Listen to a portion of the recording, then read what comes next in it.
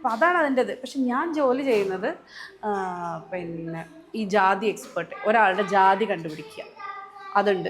പിന്നെ ഗോത്രങ്ങളുടെ ഇടയിലും SC ST സമൂഹങ്ങളുടെ ഇടയിലും പ്രവർത്തിക്കുക. നമ്മളുടെ പേരിലുള്ള ഒരു ജാതിയുടെ വാല് കണ്ടിട്ടാണ് നമ്മളെ ഒരാൾ അളക്കുന്നതെങ്കിൽ അളന്നോളൂ, ഒരു വിരോധവും ഇല്ല. ജാതി അവിടെ എക്സിസ്റ്റ് ചെയ്യുന്നത് ജാതി പറയുന്നത് കൊണ്ടാണ് എന്ന് പറയുന്ന കൂട്ടരോട്, ഇല്ലെങ്കിൽ തിരിച്ച് അങ്ങനെ പറയാൻ പാടില്ല. ഏത് പക്ഷത്താണ്? ഞാൻ ചോദിക്കട്ടെ, ആർക്കാണ് ഇന്ത്യയിൽ ജാതി പറയാതിരിക്കാൻ കഴിയുക? അത് ഒരു ഒരു ഒരു ഗോത്ര അംഗത്തിന് കഴിയോ?